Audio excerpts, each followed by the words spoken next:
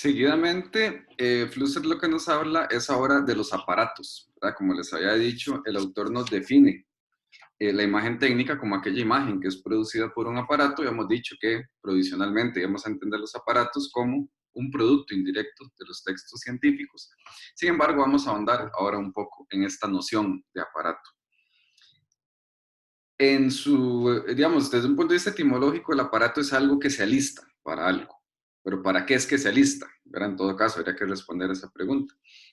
Bueno, en el caso de la cámara, la respuesta más obvia es que se trata de un objeto que se alista para tomar fotografías. Una respuesta muy fácil, ¿verdad? Una salida fácil.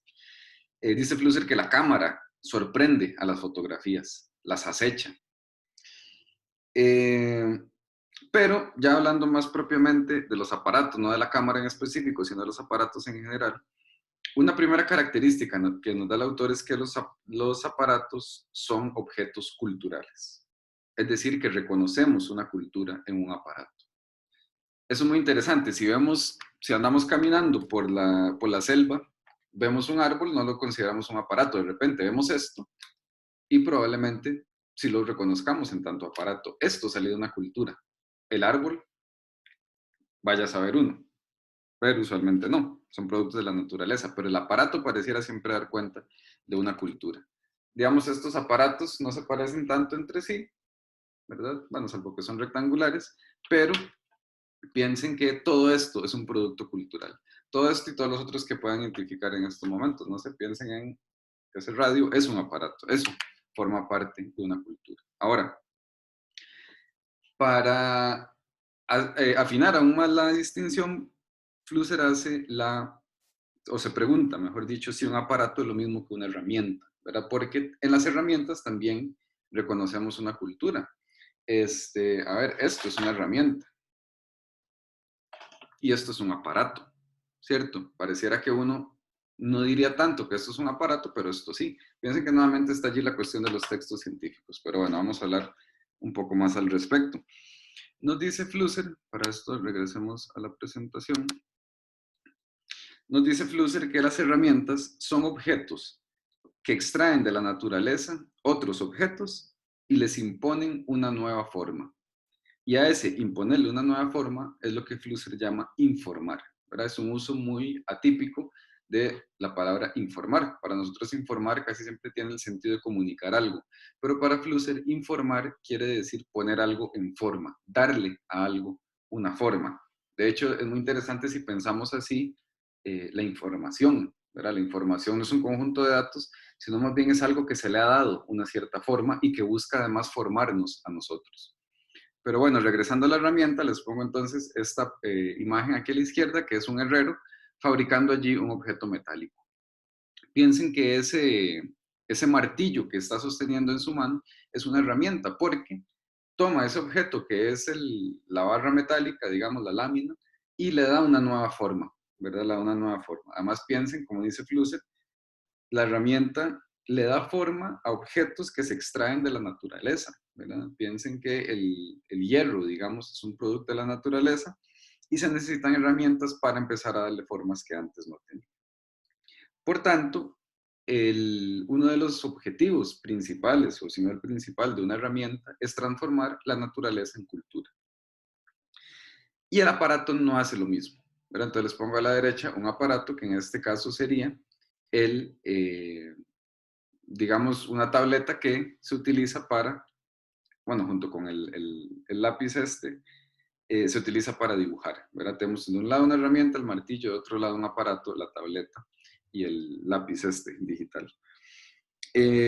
Nos dice Flusser que el aparato no busca cambiar al mundo, como si lo buscaría hacer una herramienta, sino que más bien busca cambiar el significado del mundo. Y en esto la imagen creo que es bastante ilustrativa.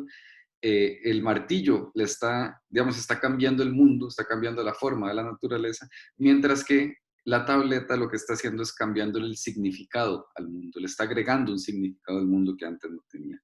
Por eso es que nos dice Flusser, el aparato tiene una intención simbólica, porque el aparato produce, procesa y abastece símbolos. Piensen que eso es lo que uno hace cuando utiliza una computadora. Uno produce ciertos símbolos, uno procesa ciertos símbolos y además le abastece al aparato de símbolos. Entonces, digamos, el aparato no solo tiene una intención simbólica porque busca darle un significado al mundo, sino también porque trabaja con símbolos y con signos. Por eso, las fotografías, dice Flusser, que más importan son las informativas y no las redundantes. Esa es una noción muy interesante. Piensen que una fotografía informativa es aquella que contribuye a cambiarle el significado al mundo, mientras que una redundante sería una que simplemente deja el mundo tal y como está, no le agrega nada nuevo. En ese sentido no se le saca el provecho al aparato. Entonces, aquí empieza ya el autor a hablarnos un poco más del fotógrafo. Nos dice que el fotógrafo descubre las virtualidades escondidas en el programa. Es decir, el fotógrafo lo que hace es eh, emplear el aparato de manera que trata de descubrir cosas ocultas en el aparato. Y a esas cosas ocultas Flusser le llama sus virtualidades. Por tanto, el interés está no sobre el mundo, sino sobre los aparatos que permiten producir nueva información. Por eso comparan al fotógrafo con un jugador. Pero aquí es muy, muy fino con el lenguaje el autor y nos dice que el fotógrafo no juega con la cámara, sino juega contra la cámara. Y eso es muy interesante si uno piensa el acto de fotografiar, porque si uno jugara con la cámara, entonces uno estaría dejándose llevar, digamos, por lo que la cámara le permite. Pero si uno juega contra la cámara, uno está en esta dinámica que dice Flusser de descubrirle virtualidades escondidas al programa o al aparato en este caso. La gracia de tomar fotografías es tomar fotografías que desafíen al aparato mismo, que le saque un provecho al aparato que ni siquiera el aparato mismo sabía que tenía. Entonces, noten esa distinción. También podemos hacer una relación entre las imágenes informativas y las imágenes redundantes y jugar contra la cámara y jugar con ella, ¿verdad? Probablemente si uno juega con la cámara, termina produciendo imágenes redundantes. Si uno juega contra la cámara, termina produciendo imágenes informativas. Ahora bien, aunque la gracia sea jugar contra la cámara, pareciera que lo que se hace más a menudo es jugar con la cámara. Por esto que ya hemos visto de que ya no es necesario conocer y controlar el mecanismo interno del aparato. Cuando dijimos que las imágenes técnicas nos liberaban de la necesidad de pensar conceptualmente, es esto mismo que Flusser está diciendo, que los aparatos permiten que juguemos con ellos y no contra ellos. Porque si no tenemos que descifrar todos los mecanismos científicos, matemáticos, físicos, químicos que tienen los aparatos, entonces podemos prescindir de jugar contra la cámara. Y cuando hacemos eso, cuando trabajamos del lado más de lo redundante, diría Flusser, lo único que hacemos es controlar los mecanismos de entrada y de salida. Es decir, uno se siente más o menos en control diciendo que entra al aparato y que sale, pero lo que pasa en medio, uno no sabe. Y esto también habla mucho, ahora sí, de la cultura en general, no solo de las imágenes y las fotografías. Flusser nos habla de 3 eras, de la era preindustrial, la industrial y la postindustrial. Nos dice que en la era preindustrial, por eso les pongo esta imagen del taller artesanal previo a la revolución industrial, lo que habían eran máquinas entre personas. Posteriormente, en la era industrial, la persona quedó entre las máquinas. Y en la era postindustrial, que sería en la que estamos, la persona está dentro de la máquina.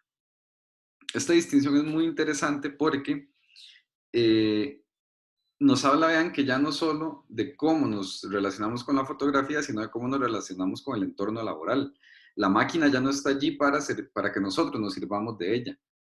En la era industrial, más bien, casi que la máquina se servía del individuo o del trabajador, y hoy en día ni se diga, en la era postindustrial, como la llama Flusser, que más bien la persona está dentro de la máquina, está imbuida en la máquina.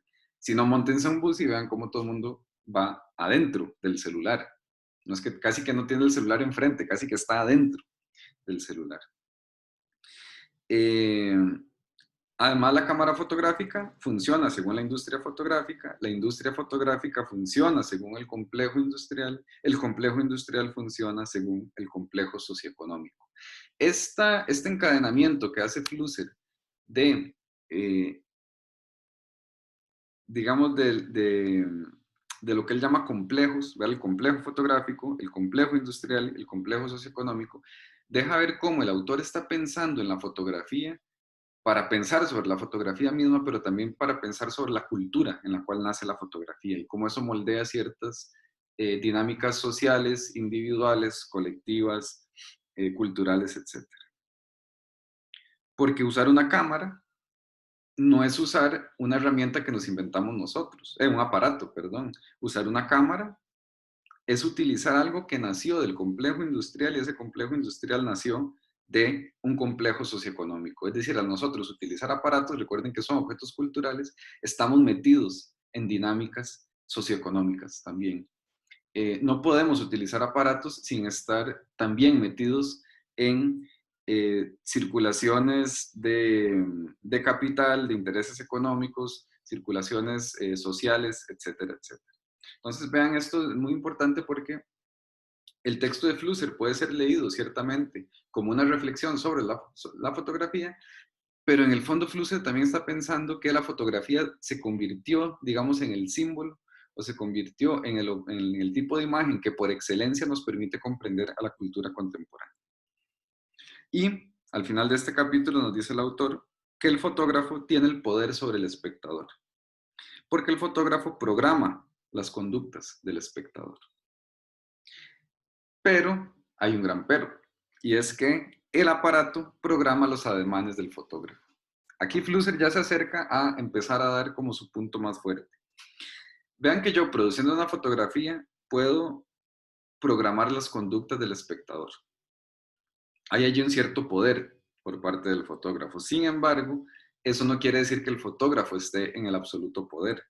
Porque a fin de cuentas, el fotógrafo, si no juega contra la cámara, sino con ella, pues siempre estará dominado por la cámara. Como nos dice Flusser, el aparato programa los ademanes del fotógrafo. O sea, piensen que la manera en cómo este aparato toma fotografías nos limita a nosotros a hacer ciertos ademanes. Nos limita a nosotros a tomar la fotografía o así, y punto.